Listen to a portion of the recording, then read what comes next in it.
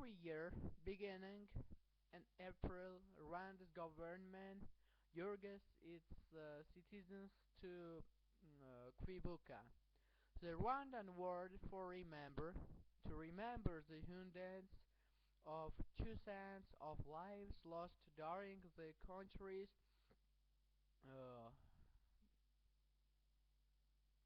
20 miles genocide. But all Mary Jane wants to do is to forget.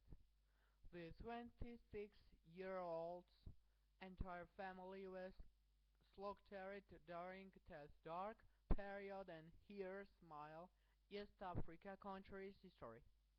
The massacres of Hutu militias and civilians alike murder vast numbers of members of the Tutsi ethnic minority, men, women, and children, many of whom had been their newborns before the conflict began. The killings finally come to an end 2 days later when Rwandan Patriotic Front troops led by Paul Kagame defeated the Hutu rebels and took control of the country. To Mary Jane, the end of the war also meant an end to the repeated brutal rapes she had been forced to endure of the hands of many different men. Wherever wherever we asked to go and meet a roadblock, at least 2 volts rape and rape you and release you. She tells CNN some could let you go and others would hold you for longer. The genocide left Mary Jane emotionally and physically scared. HIV plus and pregnant. She was just 17 years old. Community members gave her shelter, and she says some of the women told her they would help her with the abortion she so desperately requested.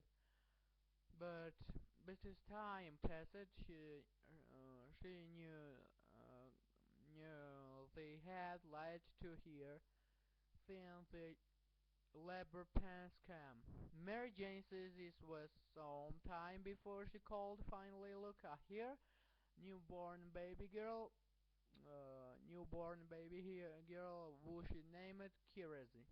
And 20 years on, Mary Jane says her doctor's birthday is still a source of pain to her.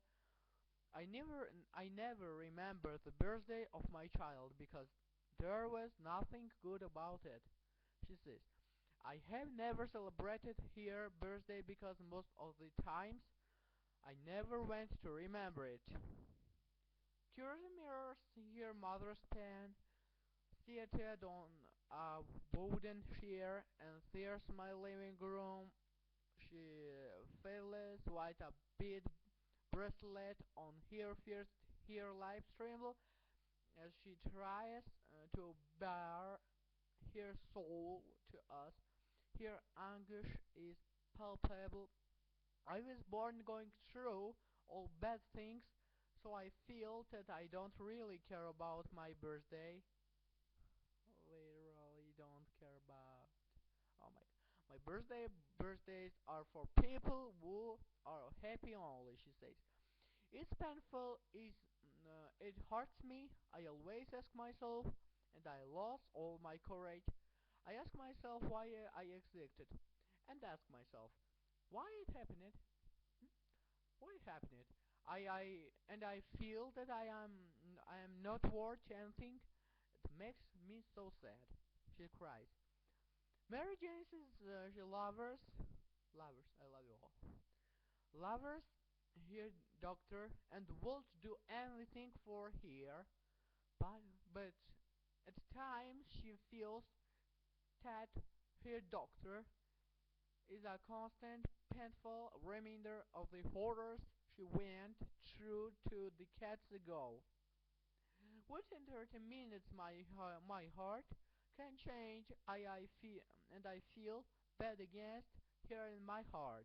She says, whenever I see her, I remember so many things. Mary Jane squares a plastic bottle containing antiretroviral tablets, ARSC. The medicine taken twice daily is helping her stay off the worst symptoms of HIV AIDS for now.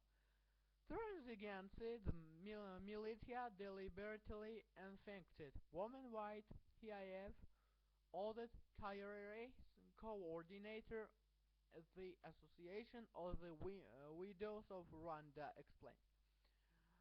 At the Avega headquarters in Kigali, genocide survivors wide HIV AIDS line up to reserve IRFs most I don't know most oh my god must have similar stories to Mary Jane.